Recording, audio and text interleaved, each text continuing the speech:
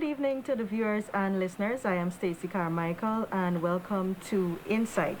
Tonight I'm joined by Minister of Public Works, the Honorable Bishop Juan Edghill. Minister, it's a pleasure having you on the program this evening. It's a pleasure being here. Good evening, and good evening to all your viewers and listeners. Thank you. Now, Minister, it's been since August 2. The administration has been in office, and I know you've hit the ground running, and there are a number of projects being undertaken by the Ministry of Public Works. Could you give us an update of some of those developments, how they're going thus far? Well, thanks for asking. I think before we go to specific projects, I think what the people of Guyana will be pleased to know is our focus, our priorities, and the programs that we have put in place for the overall development of Guyana. Because when we talk about a project, it is not a standalone situation, but we came to government, one, to bring Guyana into a new wave of prosperity, to ensure equal opportunity and equal access for all Guyanese, to strengthen all of the various sectors, to create employment, to be able to broaden existing sectors and create new sectors. So let's talk about a specific project, like the Demerara Harbor Bridge, the new Demerara Harbor Bridge. As of close of business last evening, because we have gone out for expressions of interest and requests of proposals, we have had 40 or thereabout international companies expressing interest, registering, paying for their bid documents, and many of them already signed their non-disclosure agreement, which give them access to information to prepare their proposals. So that bid would close early December, I think it's December 4th.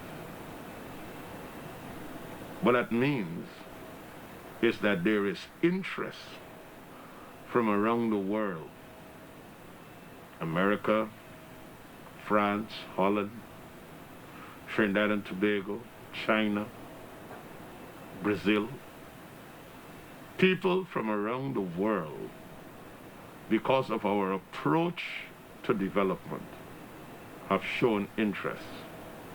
We anticipate that when we close those bids and there is an evaluation, we can have a contractor engaged, and we hope to deliver this bridge 2023 and 2024 mid, because we want the people to get the new bridge. So while we are talking about the new Demerara Harbor Bridge, which is a very important link, we're also talking about connecting with new road networks that will open up new possibilities for one, housing, number two, agriculture, and number three, manufacturing. So in terms of new areas of housing, connected to the new Demerara River Bridge crossing, we are looking at a new alignment, which is to build a new 4-lane road from Schoonard all the way out to Perica. So the West Coast corridor will have another 4 lanes of road.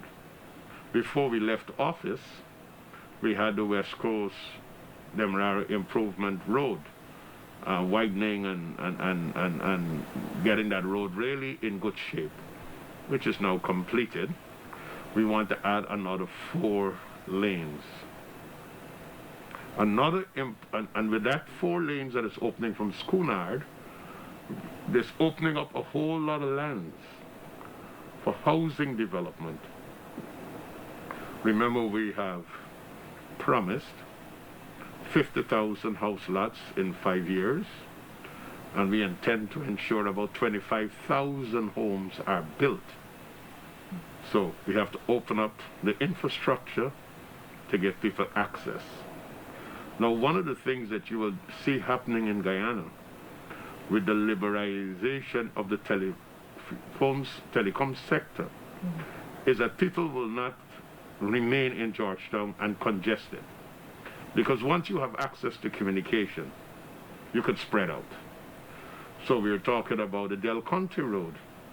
The Del Conte Road is the road from Perica all the way out to Goshen, Macaura, Goshen area. That will be opening up new areas for agriculture and a whole lot of other possibilities. And remember, we have indicated that we intend to incentivize plantation type agriculture, corn and soya beans, because we want to make Guyana a major exporter of poultry meat. We want to ensure we have all the necessary standards, the phytosanitary standards, on all that is required, but we must be able to have our own feed. And with corn and soya beans in plantation style, what that means, we want to plant corn and soya beans in the scale of sugarcane and in the scale of rice. And that will go with processing for other things, not just feed, but there are a whole lot of other things that they can be used to process, to make. So we're looking at that alignment, the Del Conte Road. Just yesterday, I had a courtesy call from His Excellency Greg Quinn, the British High Commissioner to Guyana, and we discussed again, because that is well advanced, the Linden to Mabura Road. That's $150 million US that will be provided through the United Kingdom Caribbean Investment Fund, which is called the UK SIF. We have, since we came to office, we have reprogrammed that road, and all the necessary clearances and the redesigns are being completed. We hope to catch the Caribbean Development Bank's meeting at the end of the year to have all of the approvals so that construction can begin early in the new year.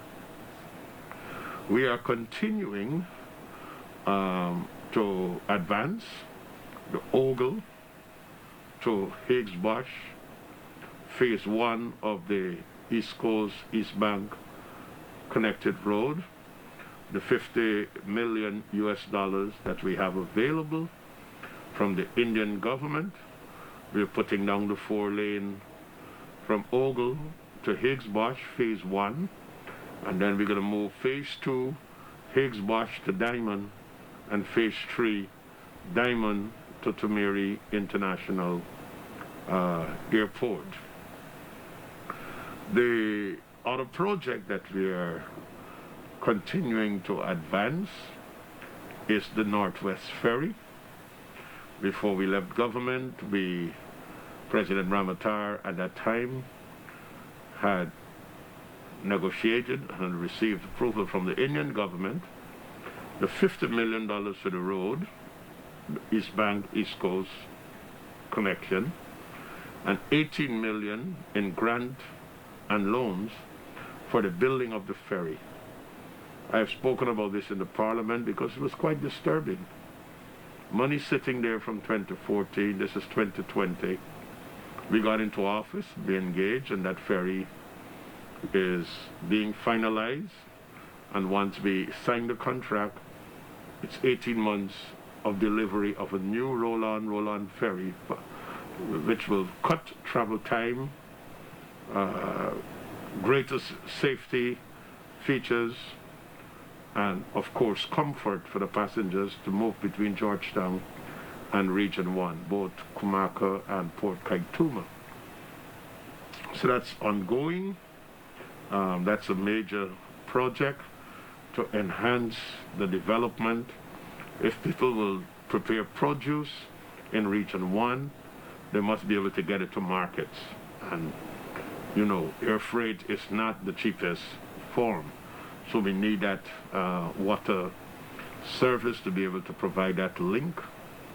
We are continuing with, of course, the Sheriff Mandela, and that has been quite a topical subject over the last several days. Many media houses have expressed interest in what is happening on Sheriff Mandela. When I came to the ministry as minister, there was absolutely nothing happening on Sheriff Mandela. So in the first week of assuming office, I summoned the contractors, the consultant, and the project engineers. COVID was the issue, but government had already issued clearance for construction and all government projects to commence. We got a start, and I visited, and we had 3 subcontractors engaged, one dealing with bridges, one with road widening, and one dealing with drains. As of yesterday, there were 6 subcontractors engaged because of the clear instructions that were given. We have to accelerate this work. They have completed the diversion at the bridge by the East Penitence police station, so they could start doing that new bridge. There's one other bridge that needs to be completed. You would see along the alignment accelerated work in terms of the drains, that the concrete drains that are being put in. Work at the roundabout by David and Sheriff Street is continuing. The road widening works in sections are continuing. And I had mandated, based upon agreement, that the 21st of this month we would have started milling and paving. And they promised that they would keep that, only to discover that when they attempted to start, the machines had mechanical failure. I checked in there today, and they have been working on the test section, which is a 300 meter square, to test the actual work before the layout. So we should be seeing milling and paving. There is substantial rehabilitation work that has to be done, because all the seals, all the cracks on the Sheriff Mandela Road, they have to be sealed. You cannot put asphalt and stuff on that. A road that is failing, it has to be corrected. Correct. And that is deterioration that took place since the contract started. The road has deteriorated since the contract started. So they actually have to rehabilitate what was there, seal the cracks, make sure all the damaged sections are properly treated and dealt with. Then they can do the paving. So I expect that by Christmas we should have a significant stretch of the road paved. People are impatient. Businesses are suffering because of the construction phase, and we consulted with people. We told them particular time frames, and when you continue with that, we have major problems. When it comes to city fences, I was a little nervous in the last high tide season. You know, I'd gone to Danzig content in the Maikoni area because we saw the reports that were coming in with the weather patterns and the high tides, and then Diwali coming as another high, the spring tides. We wanted to ensure that that whole bridge in the content Danzig area is properly fixed. We have 6 contracts in that 7-kilometer stretch, and I'm happy that we were able to get through the last spring tide without major flooding or overtopping. We want to get that over with. That's a very expensive exercise that is being undertaken there. It's in excess of $1 billion. So we're keeping a close eye on that. You would also notice that in the public we have advertised for about 74 different contracts, whether it was roads and other works, bridges and other works that have to be done since budget 2020. That has been publicly advertised, was much of it closed and was open. So the tender board must now move it to the evaluation stage. Last week, well, I should say this week because we're still at Saturday, I met with contractors that are engaged in road works because we want a new culture. I did say to them that they are development partners. It just can't be a hustle where you try to make a quick dollar, you get off and then a road collapse. We are developing Guyana together. So quality must be a matter of priority. So we are engaging in that. There's going to be a lot of work in terms of miscellaneous roads, which are the village streets. We are helping a lot of the NDCs and so on to get those village roads fixed. The urban roads, which are roads in the towns and in the city, as well as the interior.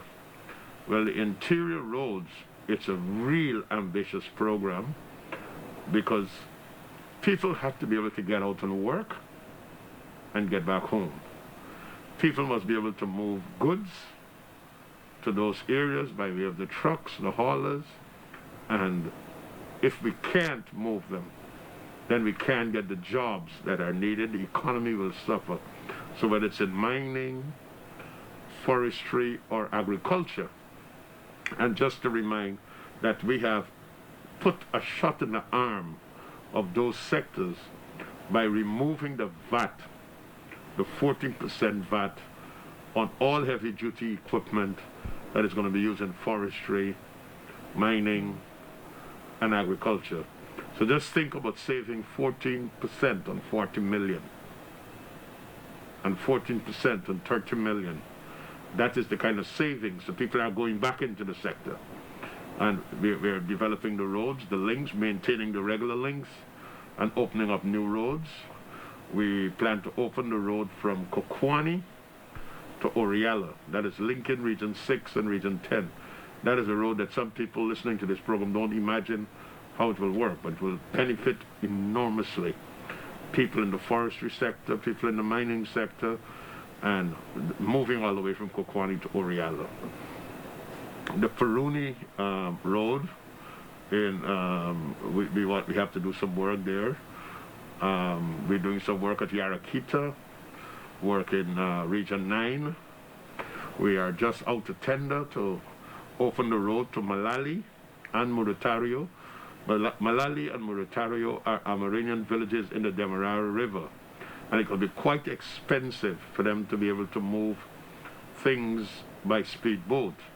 And they're into forestry and the rest of it. Once we get the road going, they could get their products out and their economic life would see improvement. So the road to Malali and Murutario is on the works. We are improving sections of the Rockstone Road.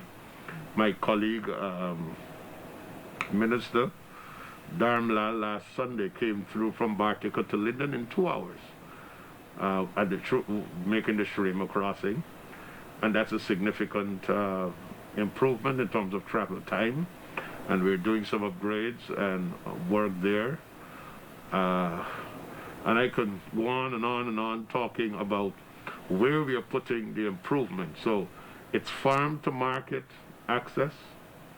It's opening up new opportunities for housing development. It is creating the architecture for industrialization and manufacturing and agro-processing and plantation agriculture.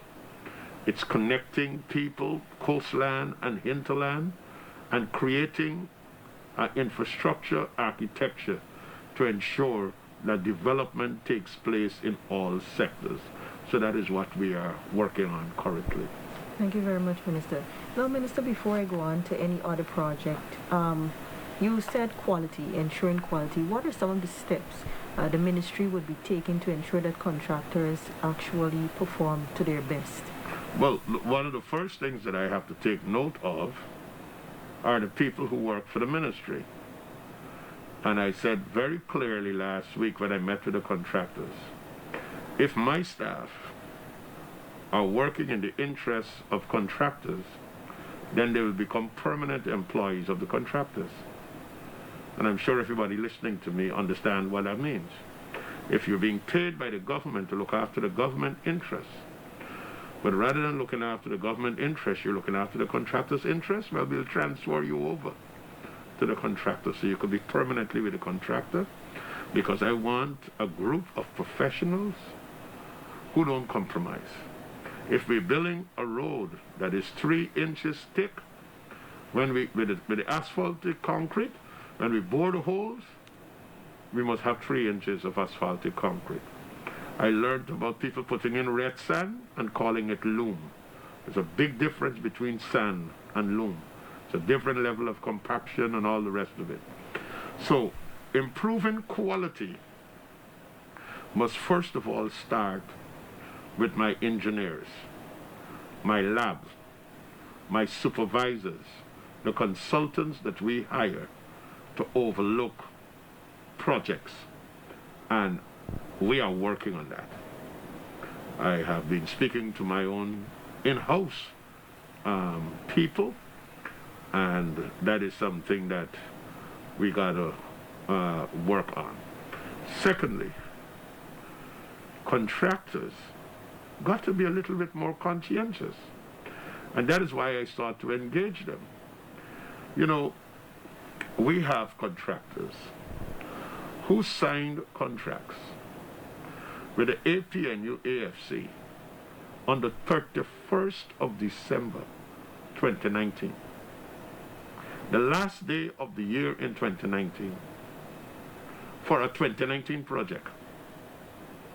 The fact that the contractor engaged in signing that contract with the then government on the last day of the year, knowing fully well that the monies cannot be expended during the budget, the fiscal year, it itself tells you the kind of thinking that exists among some of our contractors. And of course, a desperate bunch who wanted to hold on to power did anything that was possible, no matter how wrong it was. Now, okay, so you signed a contract on the last day of the year to complete a contract in the year 2019. It's now 2020, the contract is not finished. And some of those same people would like to tender for jobs now. So I've told them, no. If you can finish what you've been awarded, what is the incentive for me to give you another job? Because you will be collecting the government's money. You go to Miami, you put your money in a bank account, 6, 7, 8 months, and you earn interest. You don't even need to do the job anymore. The interest on the money is a big profit already, because what you have done is taken the contracted sum and invested it in something else contrary to the contract, and you've already made a profit. So we are tightening up on that. Thirdly, we have situations where, if let's say we're building a road in the 6th Street of a village, the contractor sometimes walk the machines and the trucks through some small roads that were already done, and in order to get to the 6th Street, they're breaking the roads to get there, and then they leave. And roads that they came and met, they damage and they don't fix it. Now, how they damage these roads? One, the machines are supposed to be walking on pads, especially if they're not rubber wheels. And they walk the machines on the asphaltic road and just break it up. They carry the trucks with overweight. The roads are built for a certain weight limit. And Guyanese have a habit that we like to haul everything all at once. So sometimes those trucks are carrying 28 tons, 30 tons, when the axles cannot handle that level of weight. So the weight is transferred from the axle to the road, and then when they stop and they're ready to start, and the revving, it breaks the road, breaks the edges of the road. Then we have NDCs that dig drains and put the mud on the parapet. They don't move it. Now when the mud is on the parapet and the rain falls, the roads are flooded. The water remains on the road, undermine the road, and then the road is destroyed, because accompanying roads must be drainage. So there have to be a collaboration with contractors, local authorities, engineers, supervisory consultants. So we have to view what we are doing as far as Guyanese for Guyana's development. So my big challenge is getting people from the hustle mode. You know, everybody wants to hustle. You hear people say, man, give me the work, let me get a hustle. And people are saying, I can talk to this man so I can get a hustle. Well, the Ministry of Public Works are not the facilitators of hustles. The Ministry of Public Works is the premier agency for infrastructural development in Guyana, and we must build things that last. The new Demerara Harbor Bridge must be 50 years, last for 50 years. The Quarantine River Bridge must be for 50 years. Roads must be built 15 to 20 years before you get back there. So when we do interior roads, it must be able to last. It must not just be, you do a nice fair weather and it looks good when the sun is shining, and once the rain starts falling, a whole section collapses. We have to do the remedial work, take out the sap, build the road to height to prevent the flooding. The designs are very important, and that has to do with our people, the engineers inside. And when we create those designs and we award contracts to build according to those designs, the supervisors must ensure that the contractors perform according to those designs. So there's a lot of work. We have to get a culture change. I am not at all very pleased with what I've been seeing. I know it's an uphill challenge, but believe you me, if people can't change, then we will have to change people. I mean, I can't say it clearer than that. If people don't change, then we will have no choice but to change people. And that's the clear intent. Thank you, Minister. Now, what are some of the other projects that we can look forward to that also will be part of the developmental agenda of the administration? Well, I'm sure there are other projects that certainly you have to undertake, yes. We have to talk about the Chedijagan International Airport. Yep. Every time we talk about that, I'm sure every Guyanese sigh with disgust. We have made it very clear to the contractor, we expect a finished product with 8 air bridges. That warehouse look of the airport when you go, you see all the air seats, like if it's a warehouse you're approaching, we have to get a proper facade. We have to get the things that needs to be done to make the airport functional, fixed, and we have been engaging the Chinese contractor. As a matter of fact, the vice president of China Harbor has been in country since a while now. We opened the airport and they've been here and we've been talking to them. And this has been handled at the highest level by His Excellency along with the Ministry of Public Works. So the airport is still key. And we have to remind people why our airport is key. When we decided to spend $150 million US, it was to be for a new airport. 17,000 square meters of new buildings with 8 air bridges. What we got is about 4,000 square meters of a new building and a rehabilitated old building with only 4 air bridges. The runway was supposed to be extended. Now, what we were hoping, and this is what we are still seeing, Guyana must become a hub to facilitate linking the Caribbean and South America. We must become a regional hub. Now, we built a bridge across the Tacotu River with the Brazilians. So Letem and Bovista is now linked by way of bridge. We must build a road. We must be able to get a deep water harbor at Berbice. And we are pursuing the deep water harbor. So I just need to put that on the table. The airport must be able to facilitate air travel. When we build the Marriott, when we facilitated the modernization and expansion of Ogle, and we build the International Conference Center and the CARICOM Secretariat, this was all part of bringing business into Guyana. Now, in this next wave of development, we have gone out for expressions of interest for new hotels. So we expect to have about 5 new international standard hotels, the quality of the Marriott and other brands. Those bids are closing early November. Now, we must have a stock of about 2,000 rooms in Guyana. That means we could become a convention destination. We could start holding major conventions in Guyana. So that is one of the other things that we have to talk about development. A deep water harbor at Berbice would allow us to be able to bring in major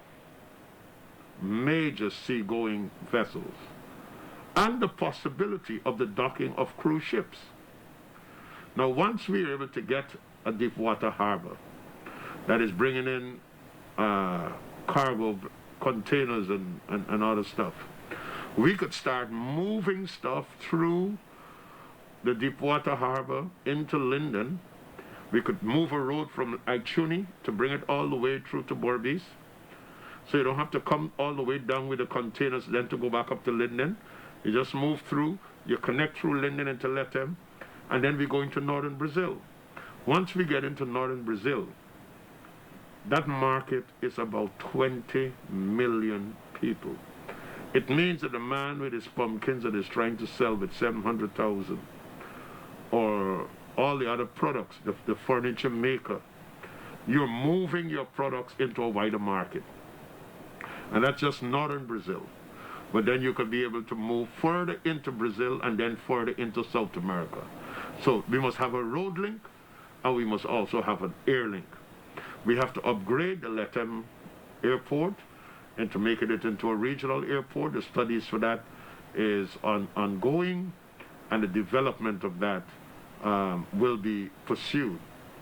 As it relates to maritime development, we have to, and we are working on that. Since we got into office, we have engaged at least 8 different companies who want to develop facilities to service the oil and gas sector, which is a major sector for Guyana at this time.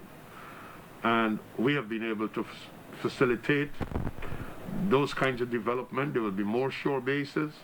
So the dredging of the Demerara River is a major undertaking, because right now the boats are unable to come into the Demerara Bar with their full capacity because of the silting of the river. You have to get a certain depth of the draft for those boats to come in. Now, when you're not able to come in with your full load, the price for transportation is increasing because you have to make the trip with half. So you have to double the price. So once we're able to dredge and maintain the dredging of the Demerara River, the development of the Demerara Bar, other shore bases, you know, I was having a discussion with the director and senior management of the Maritime Administration. And I said to them, before oil and gas, how many ships used to make a call at Port Georgetown on an average? Used to be what, 6 to 9. You know what's per day? You know what's the per day call right now is about 45. So you have an infrastructure that allows for 6 ships per day. Now with oil and gas, it's about 45. Now we are about to start the development of the Payara, a new FPSO is going to be coming into Guyana. You have to start creating the infrastructure to accommodate that. Development at the individual level, people want their own homes. So President Irfan Ali, the Ministry of Housing, and of course, we will have to play our part as the Ministry of Public Works. 25,000 homes must be built. People have to have their own homes. The issue of electricity, cheap, reliable, and renewable electricity, our commitment is to bring in 400 megawatts of power into the grid, 200 megawatts through gas to shore for power generation. We should get about 165 megawatts through Amila. We're going back to Amila hydroelectricity. And then, of course, solar and wind. For the hinterland electrification, our brothers and sisters in the hinterland communities have to be able to get electricity. So we're seeking to put household solar systems, and then about a 3,000 watts community system to power the school, the health center, a hub with about 20, ICT hub with about 20 computers. Those are all things that are ongoing. As it relates to Amerindian development, we have just allocated about $300 million for the purchase of tractors. So we got to get the roads so that these tractors could move, do their work, farming, and bring products to the markets. It's a comprehensive, interlocking development. Through the Ministry of Industry, Tourism, Industry, and Commerce, we have to get the industrial parks going to kickstart manufacturing in a broader way. But if people are going to get factories in a particular place, they must be able to get access in and access out, taking their raw materials and bring out their finished products to markets. So there is a interconnected development. Then of course we have the Quarantine River Bridge, which is being hotly pursued. In the concept of that bridge is to develop an island in the Quarantine River called Long Island, or Lang Island in the Dutch. It's an island that is about 3 kilometers long. The bridge will connect there on that island, and we want to be able to develop that island into an economic zone. Hotels, fun parks, farmers market, shopping malls. It's going to be possibly a duty-free zone, and to be able to move things along. So marketing of our products. Bigger planes must land at Tamiri to get our peppers, our pineapples, our lemons, our oranges to North America as well as to the Caribbean. We must be able to get bigger planes in to make freight cheaper. We must discuss with the big airlines to start coming in to bring the cost of air freight down. Guyana must be a destination of choice. Our hinterland airstrips, we are working with that. GCAA and the local communities, we have to collaborate, maintain those airstrips, open new airstrips. Domestic air travel must be robust, competitive, and safe. Or I should say safe, robust, and competitive. Because in the airline industry, you put safety first. Our government is a government that will facilitate, not obstruct. And we want to get that message across. Private sector, investment, foreign direct investments coming. We want to facilitate development. So I'm happy and I welcome my friend and colleague, Peter Ramsrup at the Guyana Office for Investment. We hope that Go Invest will serve as that one-stop shop that will facilitate development. We don't want to be an obstructionist. We have to bring down the time that it takes to get permits, the ease of doing business. When you open a business, the amount of time it takes to get electricity. How long does it take to get your license and your permits? We have to be able to work with GRA to ensure the clearance time for goods on the wharf is reduced. We must be able to get our revenue in, but we must be able to get speed and accuracy going. So we have to equip ourselves. So as a government, we are working on all fronts. So we have to do institutional strengthening. We have to be able to put in capacity for monitoring and evaluation that will give us real data to help us with decision making. We have to be able to build physical infrastructure, but we also have to develop the ICT platforms to facilitate international business. With the liberalization of the telecommunications sector and the possibility of bringing in other fiber optic cables, we should have greater bandwidth, cheaper bandwidth. Which would mean that we could open call centers at Tushin, on the Essequibo coast, West Babis, which is an area that needs to have initiatives for economic development and employment. Linden, you could put in massive call centers there, employing 300 to 500 persons per shift, running 2 shifts per day to service those call centers. Because you'll have cheaper bandwidth, we could train people, we have great voice in Guyana. English is a blessing for us on the South American mainland. We are properly positioned to be able to facilitate that. So our development is possible in so many different ways, and I'm happy that under 100 days of the new Air Finale administration, we have been able to do so much in such a short time. And I think one of the things that is happening is that people are having hope again.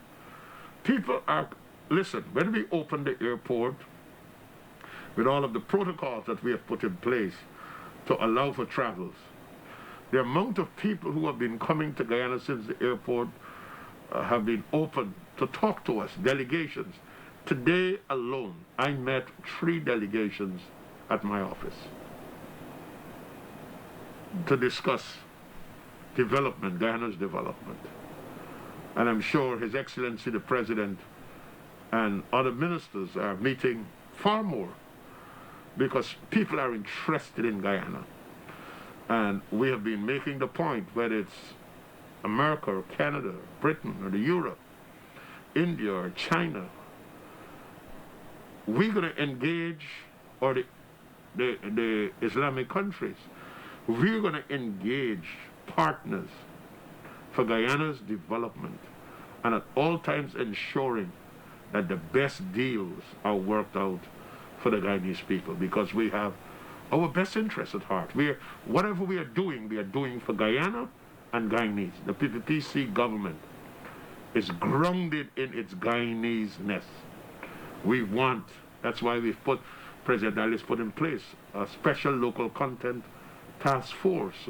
So while we are engaging international and multinational corporations and investors, local content, preserving Guyanese jobs, ensuring creation of wealth for Guyanese is key to us. And that's the path we're on. Yes. Thank you so much, Minister. Now, if we could go back just a little bit, you mentioned briefly some of the long-term goals as it relates to power generation. What is being done in the meantime as it relates to GPL and power generation, meeting the capacity to provide reliable electricity to Guyanese? This is something that is a topic that is around a lot. Prime Minister Mark Phillips and my colleague, Minister within the Ministry of Public Works, there at Indar, have been the main lead in dealing with the power generation and electricity sector. But we are aware that we are seeking, because we have gone on by way of expression of interest, to get power from people in Guyana who have that capacity. And I am also aware that a special initiative is being put in to get at least another 5 megawatts in place for end November to deal with the Christmas demand. The ongoing works at the Garden of Eden facility, the civil works to facilitate those Wärtsilä engines that have been bought that are sitting in Finland to be shipped. We are watching that to ensure that it is accelerated. And of course, we have a task force that is presently looking at all of the possibilities of the gas to power initiative. So we have immediate plans, getting about 4.9 megawatts, I think, from Giftland. Another 5 megawatts that is being sourced by the end of November. That will take us to close to 10 additional megawatts to deal with demand. The maintenance of our transmission lines must be accelerated, because the fact of the matter is the maintenance schedule was in all of that political environment since the no confidence motion and all that happened in 2019. There was practically zero maintenance of the network. So that is being dealt with, and the capacity of generating and maintaining those generating sets, and of course dealing with the off-grid areas, Lethem, Mabaruma, Port Kaituma, Kokoani, Linden, those off-grid areas, Madhya. We have to keep working, ensuring that those engines are serviceable, and of course our Amerindian brothers and sisters who live so far, ensuring that they get their household solar units to increase their capacity. We're looking at about 150 watts. It used to be a 65, so it's moving all the way to 150 watts, somewhere about there, and it's going. Thank you very much, Minister. Now, as we get ready to wrap up the program, what are some other areas that you can give us some information on that people can look forward to development? I know it's a very inclusive effort, and it would take collaboration among all the ministries, private, public sector. What are some other areas that we can look forward to before we wrap up? Well, Give the guidance. there are some major interventions that we need to remind people of. Yes. As we speak here now, across the country, the rollout of the $25,000 COVID-19 relief has been done. We have gone into regions 1 and 9. We've been in 6. Entire last week, well, this week, we started on Monday. We've been in regions 10, both on Linden as well as in the outlying areas. We have been in region 7, and I think we're going to, today, we mobilize for regions 2 and regions 3. And very soon we're going to be in region 4. So that's an important thing that is happening. We have operationalized all of the promises of the reversals of the various taxes, and the VAT on water and electricity, the VAT on construction material, the VAT on heavy duty equipment, since the 1st of October. So those benefits have already started to kick in. Working with small businesses who have been affected during this pandemic, the Ministry of Tourism, Industry and Commerce is spearheading that. You would have seen my colleague, Minister Zulfikar Mustafa, being very robust in the agricultural sector, not just with the reopening of Gaisuku, but ensuring that the NDIA carry out the necessary drainage and irrigation. The dams to get access to the rice fields and the rest of it are being rehabilitated, which means we could look forward to greater production in rice while we seek to open sugar. We have been paying attention to other crops. In the area of culture, youth and sport, we are working for the development of community grounds. Even in this COVID-19 pandemic era, using the downtime to get a lot of things fixed. Engagement with the various communities. The Ministry of Labor have been resuscitated, revived, and putting in place mechanisms to look after workers' welfare, occupational health, and safety. The delivery of goods and services to our elderly and our children and vulnerable groups through the Ministry of Human Services and Social Security has been moving apace. Dr. Vindhya Prasad is doing a fantastic job in terms of the public service. People being, teams being empaneled and interviews being conducted to ensure that our best Guyanese that are qualified get the opportunity to study the higher level. Kudos to Minister Sonia Parak for that kind of work that is being done. And then, of course, the Attorney General leading a noble cause of ensuring Guyana's patrimony that was illegally given away is properly repossessed, repositioned, so that Guyana's development will not be stymied or just in the hands of a few.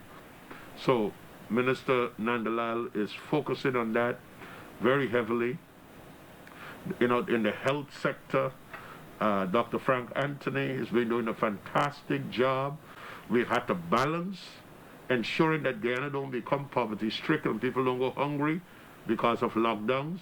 So we have had to balance safety as well as allowing for economic opportunity and development. And Dr. Frank Anthony and the health people have been doing a great job with that.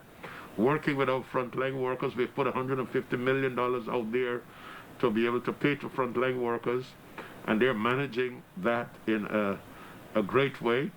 Our governance architecture is being strengthened. Every day you will see more boards are being put in place because our governance architecture is important. Ministers should not be doing the work of state boards.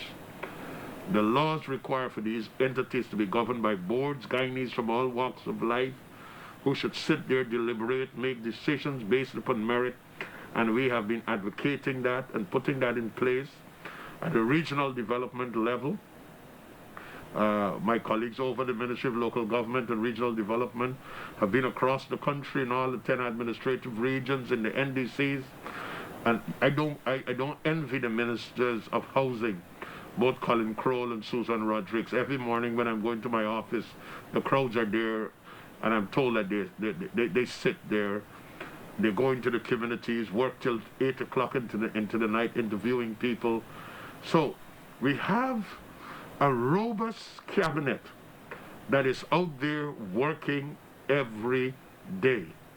Our Vice President, Dr. Barajagdio, dealing with the major projects and the macro economics, and dealing with ensuring that Guyana's benefits immensely from what is there, both in the natural resources sector, giving all of the necessary guidance and advice, even in infrastructural development, management of the economy, in education.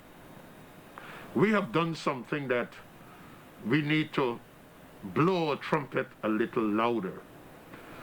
We have invested $300 million to improve the learning channel from just one channel to now you could get classes on 5 channels simultaneously. We are printing school material and delivering it to people's homes in the interior and the far-flung land, so that the children don't have to be without progressing in their educational pursuits.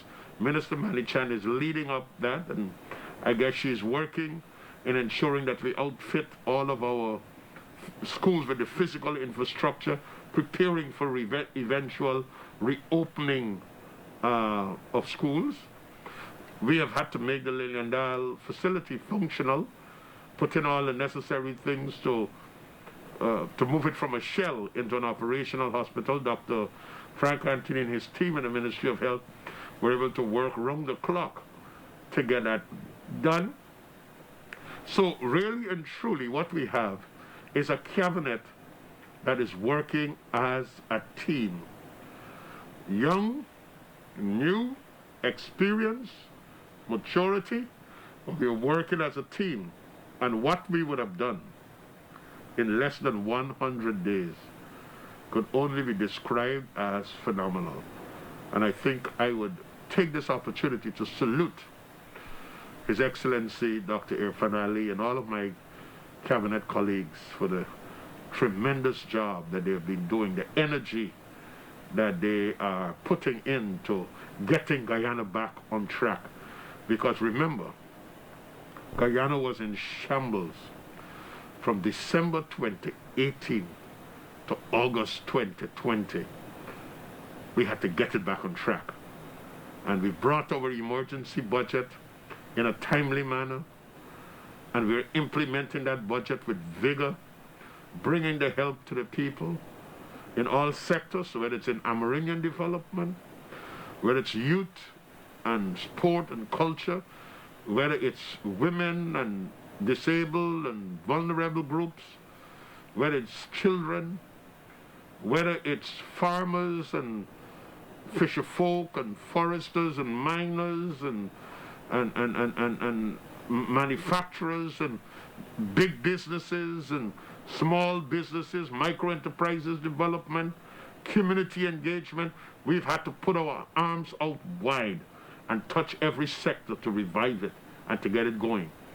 We're not 100% perfect, or we're not 100% there, but you could feel the satisfaction, and you could sense the appreciation of the Guyanese people. And what is so beautiful about what is happening is that we're not governing just to the PPPC supporters. We are governing for all Guyanese. And when people could come to your office and say, I'm not a supporter of your party, but I know that you are a government for all people, so I feel comfortable to talk to you about this. You know that the people have confidence in their government and they're doing what they're supposed to do. So I'd like to salute our entire team. I'm part of that team, and I'm proud of my colleagues, the hard work that they're putting in. And as you can see, they're not on an 8 to 4 clock. They're not on a Monday to Friday clock. We are around the clock, day in, day out, getting Guyana back on track. And I'm happy to be playing my part in that team. Well, I want to thank you so much, Minister, for the interview. We've come to the wrap-up time. Hopefully we can get another episode where we can get some more information out to the public. I want to thank you for coming out this Saturday evening, and it was a pleasure having you on the program. And thank you for having me, and good night to your viewers. Thank you. And I want to say thank you very much to the viewing and listening public. I'm Stacey Carmichael, and this evening I was joined by Minister of Public Works, the Honorable Bishop Juan Edghill. Thank you for joining us. Goodbye for now.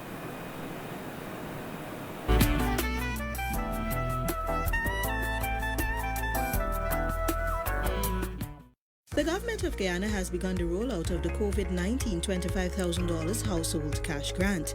Citizens are being advised